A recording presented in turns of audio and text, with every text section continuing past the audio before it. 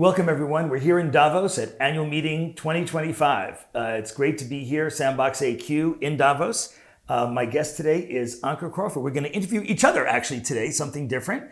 And it's going to be a fun fireside chat. We have no fire. It's a fire hazard in this building, but we're going to do our chat anyway. So Ankur, great to have you. First, let's talk about yourself. You got a PhD in material science from Stanford. You were obviously very STEM-oriented, very science-oriented. And then yet you ended up as a portfolio manager and a leader in a fantastic Wall Street firm known as Fred Alger Asset Management. How did that transition happen? Was that expected? Was that something you knew was going to happen? Tell us about that journey. I think some of the most interesting things in life happen somewhat spontaneously. And this was one of those occurrences. I had graduated with a PhD in material science and engineering, and I felt like I was searching for something else, having completed this degree. And I ran into Dan Chung at a job fair, and he's now the CEO of Alger. And he is now the CEO of Alger. What was he back then? He was actually the CEO of Alger then too. Okay, great. And hired me, within like 2 hours of meeting me. And I've been there for 20 years. And what's been the experience moving from the sciences into finance? What's the same? What's different? Gosh, I think there's a lot of parallels in science versus investing, and in part because, scientific theory is that you have a hypothesis and you try and prove that hypothesis. However, you use the same idea in investing. However, it's over a much shorter period of time. In science, there was a hypothesis and it took me 5 years to prove whether or not it was accurate. In investing, those things actually happen over a much shorter period of time. But the basic thinking that drives investing is actually quite scientific, because you have to understand where the world is going and what is going to be needed in the world and how to address it. And both disciplines, both science and finance, need data, use data. I think we'll talk more about that when you and I talk about where does data come from for all these models, all these AI models. So I'm sure that was also something helpful to you as you went into becoming a PM, that you were very used to understanding and being skeptical about where's the data, how good is this data, how do we validate this data? Absolutely. I think some of, investors come in all forms. For me, it has been a very quantitative journey. In fact, the numbers speak, more than anything else that I do during the course of my day. Our modeling and our numbers actually, tell the whole story. And using that data to then garner insights is it's funny because it's actually a precursor to everything that we're living today, is using the data to garner insights. But it is something that I carry with me from those days as a PhD in engineering. So cool. So one more question about Alger now before I think we turn the tables. Alger Asset Management, tell us about the firm. What I've known about the firm, even before we met, is that it has a very long-term view, that it takes positions and really wants to build those positions. Tell us about that long-term view. That's very different than some other funds that tend to trade in and out very quickly. We should note that Alger has just become an investor in SandboxAQ, and so we now have met through that investing relationship. But tell us about Alger, the philosophy of the fund, how you run it, how you and Dan look at investments from a long-term point of view. Yeah, so Alger is an interesting story. Incepted 60 years ago by Fred Alger with the concept of looking for change. We are investors that always look for change, and in part because oftentimes the market underestimates change, and especially exponential change. So you're talking about disruptive change, exponential change that will take a sector and turn it upside down in terms of pricing, in terms of impact. That's right. And those kinds of changes are, in fact, very exciting to us because there's so much opportunity as the market misunderstands or mismodels the 5-year trajectory of where some of these businesses and markets are going.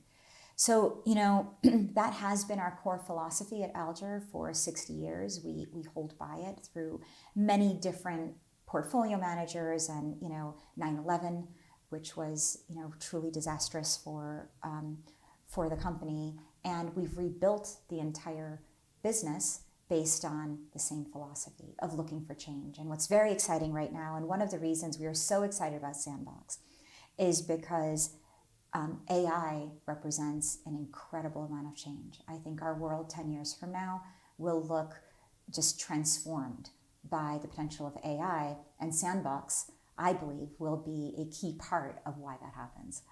Great. You know, I find you a bit of an enigma, in part because I think you've had a very interesting past. I think you studied neuroscience and then you became an entrepreneur. And over these many years, I would like to understand why you began to work on Sandbox, and what's the origin story of what drove you to this point? Well, like yourself, I started in the sciences and was very passionate as a kid about coding. So I started as a coder at the age of 12, 13, found some coding camps. There weren't many coding camps back then. They weren't proliferate like they are now. But I did find one that I loved. I went to Illinois and flew there to go there for a few summers in a row. Learned most of the coding languages of that time. There weren't that many coding languages, but we had quite a few. And got very excited about the impact that code and computers can have in the world. Was very interested in both neuroscience and physics. And so it's fair to say I was gregarious in terms of knowledge and trying to absorb as much as possible, and ended up focusing on physics and AI applied to neuroscience. I was able to kind of bring all those three together in neuroimaging. Neuroimaging is that field that we use quantum physics to build things like PET and SPECT scanners, and then MRI scanners as well. They all are based on quantum properties. We can look into the brain, we can look into the body, not just statically how it looks like a picture, but what started as I was getting into the field, what started really as movies essentially of the body and of the brain, looking at the functional aspect of the brain. This leveraged quantum physics, but we also realized that the output of these scanners was so large, gigabytes and gigabytes of one file, trying to look at this movie of the brain working under a certain memory task or a certain eye task or other tasks, that humans are not really well set up to analyze and yield insights from those images. So what I said to the lab is, why don't we start using something called neural networks, inspired by the brain, of course, to analyze brain images. But because we were in neuroscience, neural networks were very comfortable to us. It's where it came from. Going back to the 40s, McCullough and Pitts wrote a paper about when you look at the brain, you don't see a CPU, you don't see a memory drive and things like that. You see this distributed set of neurons. And that was the inspiration for neural networks, artificial neural networks, but neural networks nonetheless.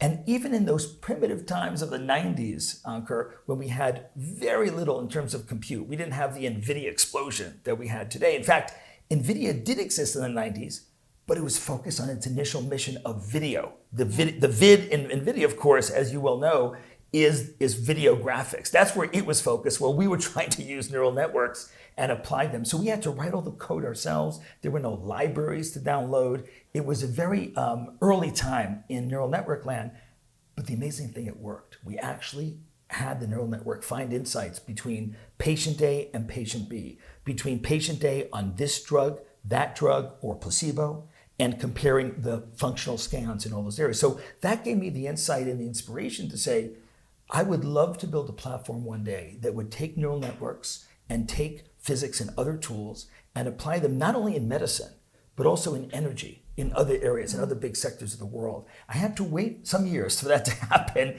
But when Alphabet came calling and said, hey, Jack, we'd like you to be part of this Alphabet mission, this mission to create entities that would use advanced compute to solve the most challenging problems in the world, I said, this could be it. This could be the opportunity to create this platform. So it really was a long journey, but a journey that thankfully now has come to pass. And I think it's interesting, it came from three of your passions. Yes, it's from all three. Yeah. Which is also why I'm so excited about Sandbox, because when the CEO is this passionate about where it's going, it's always a successful company. But maybe you can talk a little bit about the end markets that Sandbox is addressing. And everything you talk about, drug discovery, fantastic end market that is growing for Sandbox rapidly.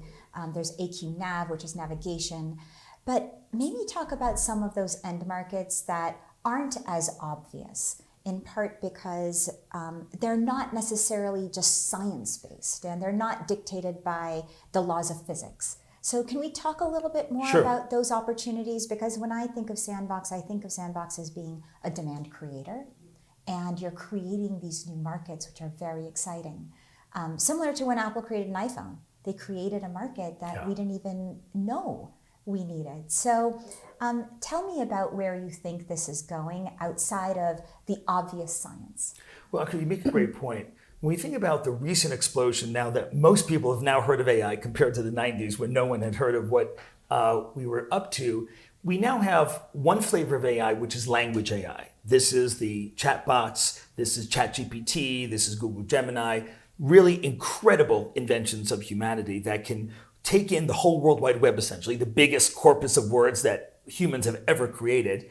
Just last night here, we saw Tim Berners-Lee, the creator of the web, and we have to thank Tim for creating the largest training set, right, of any data model out there. And that really works well for language, because language doesn't have an equation, right? There is no one-line equation that summarizes the whole English language or Mandarin or Arabic or any other language. So you really need the whole corpus to actually absorb it and then train a neural network like you would a toddler. The way that toddlers learn languages, sometimes you have a toddler who's bilingual, trilingual, because they're absorbing and they're seeing the cues of their parents as they say the word plant, and sure enough, there's a plant, right in front of them. And so that's really exciting on the language side. And language AI, LLMs, large language models, I think are really good for cost cutting. When you think about the B2B aspect that you and I talk about a lot, if you're Hertz, if you're Delta, if you're Hilton, if you're any large company with big customer service costs, you want to use language models to cut down that customer service. But to your point that you just made, there's an emerging kind of AI, quantitative AI, that's better for the demand generation and the value creation. So if you're a biopharma company, of course, you can use language AI to cut some costs on customer service, but it's not going to create a great drug for you. You need an AI trained on chemistry, on the laws of physics. But now what you're asking about is, how do we go beyond just biopharma? What are the other sectors we can think about? Well, of course, chemistry itself, back to your initial PhD, could be applied to material science. We can lightweight vehicles, for example. So Daimler or Ford or Fiat or any of these companies want to lightweight that vehicle. So no matter whether you're using petrol or EV, you can drive that vehicle farther on less fuel. The same thing with aerospace. Airbus, Boeing, and others would love to lightweight their vehicles, their planes, so that same amount of fuel can go farther. So there's a material science innovation to happen there.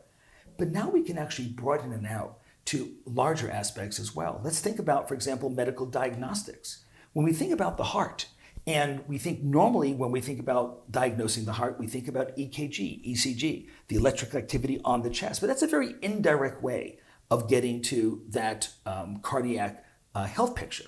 Now, with AQ Med, one of our innovations at Sandbox, we can actually listen to the magnetic field of the heart. That means that we have to have specialized sensors, a GPU, say from NVIDIA or others, and then most importantly, a quantitative model that is bringing in that quantitative information from the heart.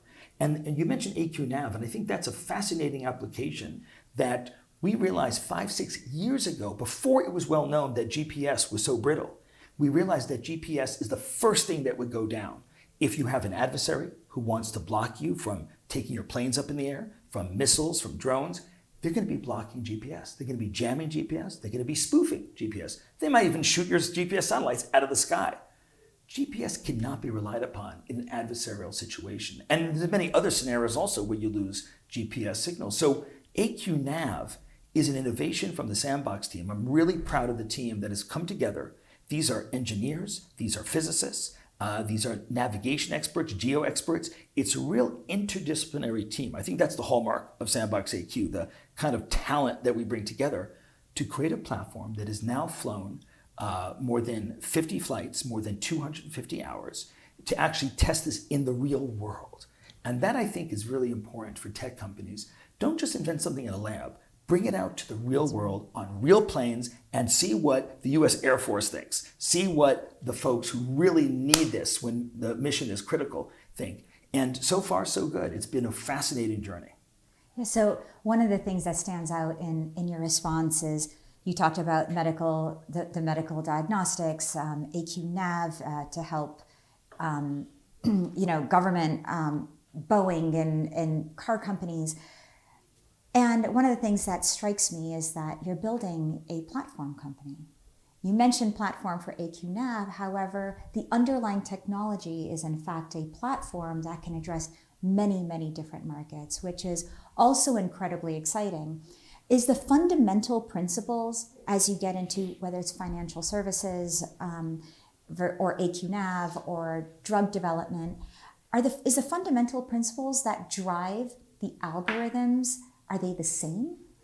You're absolutely correct. Fundamentally, when you get right down to it, there's core areas that are common to all the problems that we go after, be it in biopharma, be it navigation, be it medical diagnostics, or other areas. And that is, there's a need, first of all, for high-dimensional modeling and simulation, and there's a need to create synthetic data from equations and from sensors.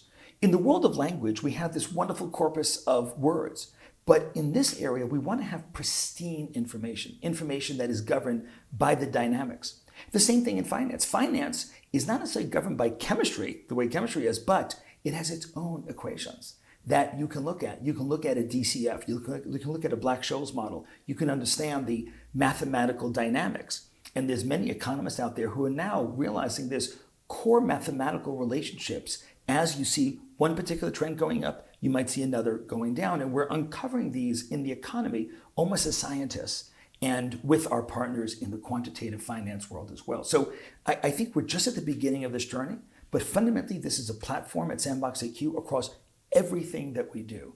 And that's how you really create a global impact company. A global company ultimately is a company that has multiple products, but all stemming from the core same insight. And the insight we have is that you can take quantitative data and turn it into tremendous value creation, way beyond what other models can do in terms of just cost cutting. And that fundamentally is, I think, why SandboxAQ has attracted so much interesting attention. But now I have some questions for you. Ankur, one of the areas we've talked about is what is the compute that drives all this very interesting AI? We know, for example, in the language world, we went from the CPU to the GPU. NVIDIA and others have led the way in terms of the ability to parallelize a lot of the computation that's needed. And that's probably why we've seen such an explosion with ChatGPT and Google Gemini and so many other very interesting models. On the quantitative side, we've also used GPUs. And you and I have talked about how, again, turning to NVIDIA, turning to other chips, we've been able to build on CUDA and build quantitative libraries that then drive the applications at SandboxAQ. You're somebody who really watches very carefully the chip sector, both NVIDIA and many others. What are you seeing happening both in the public markets, but also in the private markets as you see innovation start to pop up? So that's a really interesting question, Jack. I will preface that answer by telling you that things are moving so fast, and in part because of everything that's going on in AI, that what I tell you is probably going to be wrong. We'll do this again, just in 3 hours. Yeah, okay. So one thing I'd highlight first is NVIDIA's contribution to the society has been really significant. And in part because, yes, they had this concept of parallel compute. But what that meant is that they democratized intelligence and they're democratizing compute. So things that would be too expensive to do 5, 6, 7, 8 years ago are now quite accessible. So, I'd be curious, like at some point to go through with you, how much would it have cost in terms of the cost structure if we were doing this all on CPUs? It's game changing in terms Absolutely. of the innovation. And additionally, the innovation that we're seeing, because we're going from kind of a tick-tock model in the semiconductor industry, which is really a 2-year cadence, to a cadence that's much truncated, to where NVIDIA is actually starting to push the cadence to 1 year. And that means innovation is coming at a rate that is 2x. But 2x innovation means exponential growth to the output. It is not linear. So as I look forward to what our world looks like again in 5 years from now, I think that the innovation in chips is going to surprise us, and in part because all companies are now starting to use AI to design their chips, which takes down not only the cost, but the time to build. So that's a compounding factor now. Compounding impact. Yeah, it takes us further exponential. Yeah, that's right. And so there's two exponential curves that lie on top of each other now, not only the creation of the chip, but then the output that we get. So it's really hard to tell you where that innovation is coming from, because it's coming at us from all different sides. NVIDIA is the leader today. There are several different chip companies in the market.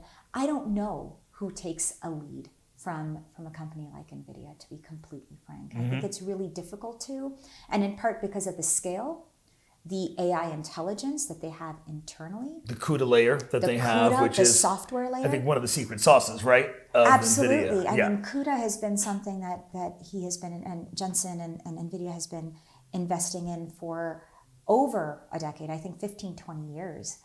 It was really the brainchild behind all the video aspects of what NVIDIA was doing all those years ago.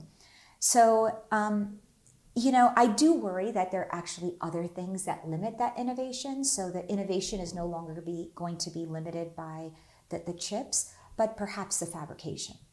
And also then that brings me back to how Sandbox can help that industry too. Because when I think about the end of Moore's law, there's many ways around the end of Moore's law with software or variants of CUDA, but the fact is that the line widths are dictated by the laws of physics, which Sandbox can actually help ameliorate over time.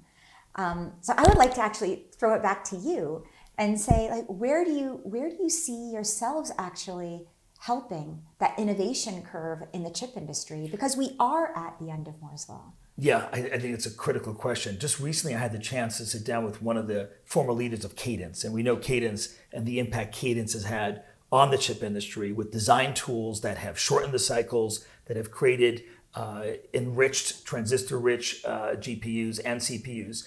And so it was a really interesting conversation because Cadence came at an earlier time and started really impacting the chip industry, now going back 20 plus years.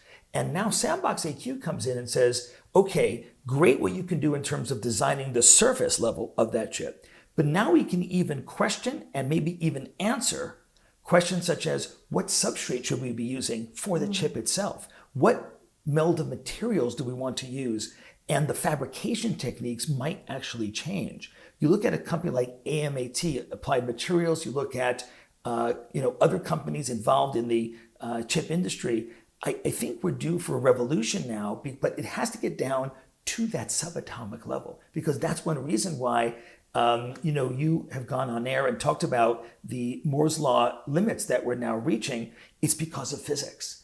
And with SandboxAQ tools where we can actually model not just at the macro level, Newtonian physics, but as you all know, down at the electron subatomic level, this is the level that we have to get to if we're going to have another leap in terms of design of these substrates that then we make the chips on, and then using Cadence and others, of course, in a complementary way to design what's on the chip. So I think this is an area ripe for opportunity. We look forward to hopefully working with the chip companies making this happen. So yeah, I think you put your finger on something big. Yeah, I think, but that also illustrates exactly what I was saying before. This is a platform business. Yeah. Whereas, I don't think I had actually envisioned Sandbox being able to help extend Moore's law, but here we are. Here we are, yeah, and we know the need. The need is great. Compute is going off, and also it brings up the topic of energy, which we should maybe finish on, which is that, yes, new chips are coming, NVIDIA is supplying more chips, but those data centers need a lot of energy. Yeah. And more we want to see a mix of energy, some traditional, but more and more where possible, we want to see some renewable energy and storage. That leads to battery chemistry. We've been stuck with lithium-ion battery chemistry for now 45 years. 90% of all the lithium in the world that we need for batteries, as you well know, is processed in one country. What are your thoughts on energy as you look at the energy sector? Wow, that's a really big question, Jack. I think it's a political issue first of all, our country in the US, we need to move past some of the regulatory hurdles. I think our mix of energy is going to be it has to broaden from coal and gas. Yeah. I am a big believer in nuclear. And many of the hyperscalers have now turned to nuclear That's as right. part of that. It will take a number of years to get online, but it could be a critical component of powering these data centers. Absolutely. And as we look forward, I think it will become a broader portion of our baseload. But there's also other technologies out there. I mean, whether it's like fission, and these are all like the tokamak process for creating energy. For fusion, yes. For fusion. Yes. It's incredibly exciting what they'll be able to do. It's not ready today, but again, another application where I think we model the plasma? Yes, that's right. We've discussed that. The plasma? I think it's a fascinating way to create energy that has none of the downside of nuclear. Yeah. Thinking about new materials that you can use inside of a nuclear reactor. Another leg of kind of research and change that we can adopt and embrace in the world for safer, cleaner energy sources. Okay, I agree 100%, both for fission, traditional nuclear, and now fusion, which we're talking about here that you brought up. New materials is critical. In fusion, how do you contain that very, very hot plasma, right? That's going to hopefully yield Q above 1, hopefully yield a greater output than what you put in.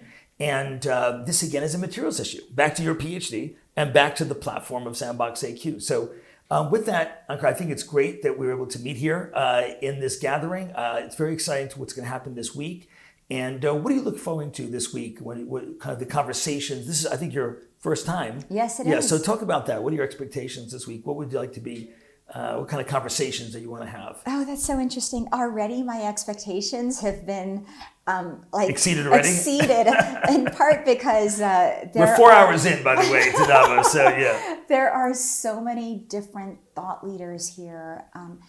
And in this world of great change, I think it's really interesting to me to see how they're thinking about that change. Are they embracing it? Are they rejecting it?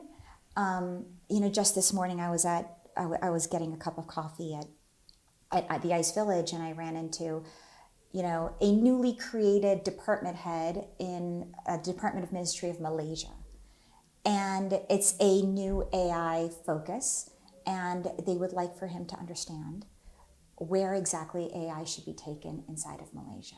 To me, that's fascinating, because what this big change means is that everyone can participate, because we've now democratized compute, we've democratized intelligence, and where different countries, different leadership, depending on how they really think again, can really revolutionize their own fate over the next decade or 2 decades.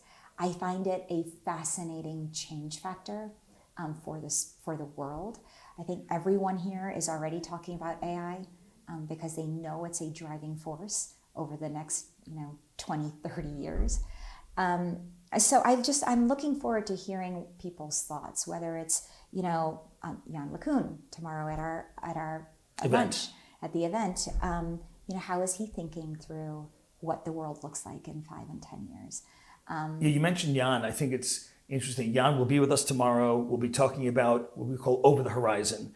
We all know what the shiny object of today is, but what really is going to impact us this year, next year, and in 3 to 5 years as well. Jan is somebody who is the chief scientist AI scientist at Meta. He's also a new investor in SandboxAQ and a thought leader in this area, one of the 3 godfathers of deep learning. And we're very privileged to have him join us tomorrow. And it's going to be fascinating to get this conversation going on the different strands of AI. One thing I'll just plant as a seed for our next conversation, we don't have time today, but from an economic point of view, as Fred Alger Asset Management thinks about the economy, we've been concerned from an economic point of view in the last few years about taming inflation. There's been a lot of discussion, the Fed watchers, ourselves, economists looking at how do we make sure inflation doesn't go runaway the way it did in the 70s and other eras before that. And contrast to that, the next 5 to 10 years, as AI really has its impact, we're going to see one of the biggest deflationary trends in our lifetime. You'd have to go back to maybe 1870 to see this. But interestingly enough, deflation with growth, that's something that we haven't really seen in our economy for probably over 100 years. Typically, deflation is associated, as you well know and as our audience knows, with kind of more stagnation. But this could be deflation, prices coming down, but growth at the same time. So we'll leave it as a tantalizing thought for the future for our next conversation, Ankur. But thanks so much for joining us here in the SandboxAQ studio. It's great to have you. We're so happy that you and Dan have joined us here at the gathering. We look forward to many years of collaboration. Absolutely. Thank you, Jack. Thanks a lot. We'll see you soon.